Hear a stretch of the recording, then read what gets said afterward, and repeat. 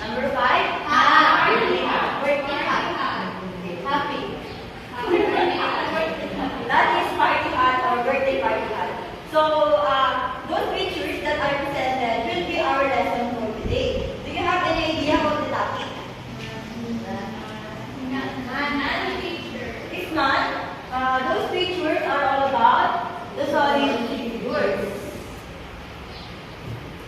So before we proceed about to our lesson, here are the learning outcomes that we need to attain today. So at the end of the lesson, the students should be able to first identify the different solid figures: cube, prism, pyramid, cylinder, cone, and sphere. Number 2, differentiate the faces, the edges, and vertices of solid figures. And number 3, explain the importance of solid figures in real-life situations.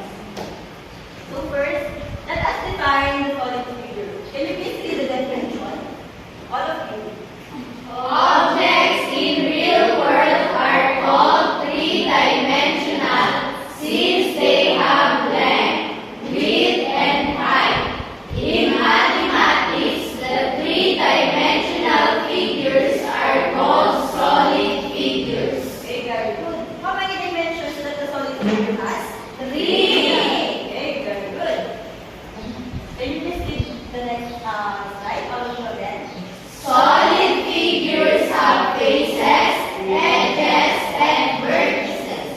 So we are going to differentiate the faces, the edges, and the vertices of solid figures. So let us know your definition first. Can you please read? Face is a curve or flat surface of a solid figure. So for instance, here is the face of a cube, the flat surface that you can see. You understand? Yes. Okay, so next. Can you please read? Edges, line, and segment between the lines. So for instance, here are the edges of the cube. All the lines that you can see. Those are the edges of the cube. Do you understand? Yes. And the last one, can you please read? Vertex is a point where two edges meet. Okay, so again, we are going to tackle about solid figures, its faces, its edges, and its vertices. So now, let us know the different kinds of solid figures. First is cube. What is cube? Can you please read again? Cube is also a prism with congruent squares as faces or sides and lateral faces. It has 6 faces, 12 edges, and 8 vertices. Okay, very good. So how many faces does the cube has? 6. Okay, so let's count all together.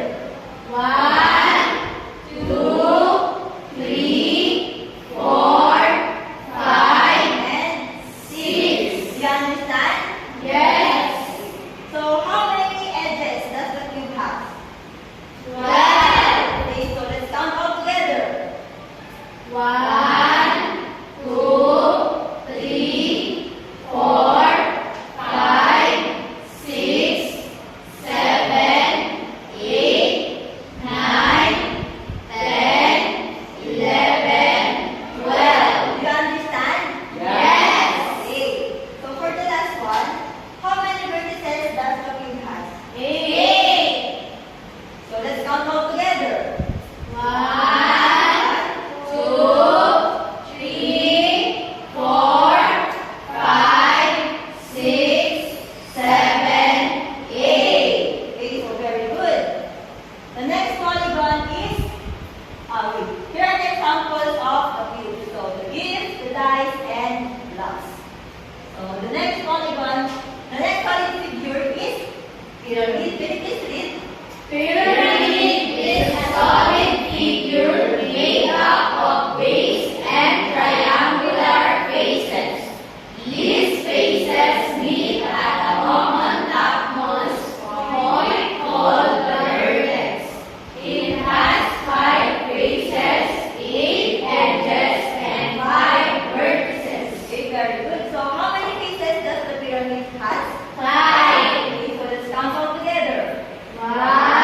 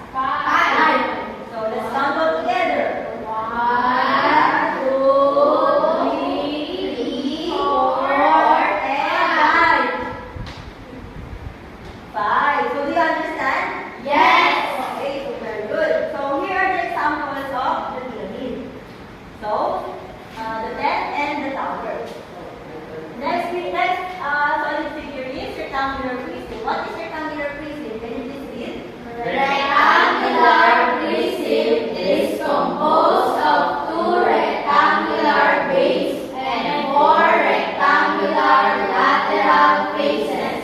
It has 6 faces, 12 edges, and 8 vertices. Okay, so very good. How many faces does the rectangular prism have? 6. Okay, so let's count all together. 1, 2, 3, 4, 5, and 6. Okay, very good. So how many edges does the rectangular prism have? 12. So let's count all together. 1, 2, 3, 4, 5, 6, 7, 8, 9, 10, 11, 12. Okay, so very good. And for the last one, how many vertices does the rectangular prism have? 8. Okay, so let's count all together. 1, 2, 3, 4, 5, 6, 7, 8. Do you understand? Yes. Here are the examples of rectangular prism. The drum and the jewelry box. So the next solid figure is cylinder. What is cylinder? Can you please read? Cylinder is a solid figure that has 2 circles and curved lateral face. It has 2 circular bases. It has 3 faces, 2 edges, and 0 vertices. Very good. So how many faces does the cylinder have? 3. So let's count all together. 1, 2, 3. Very good. So how many edges does the cylinder have? 2. 1, 2. 1 and 2. Okay, very good. So for the last one, is there any vertices the cylinder? No. Okay, very good. So here are the examples of cylinder. Round, cup, and head. So the next solid figure is cone. What is cone? Can you please read? Cone is a solid figure that has a circular flat base and a curved face pointed towards the top. It has 2 faces, 1 edge, and 1 vertex. Okay, so how many faces does the cone have?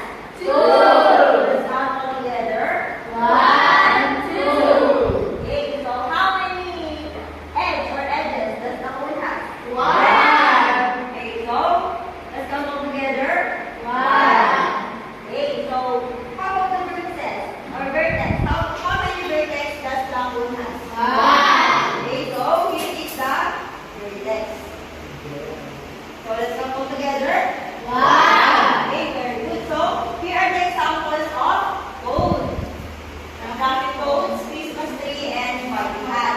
So next solid figure is sphere. What is a sphere? Can you please read?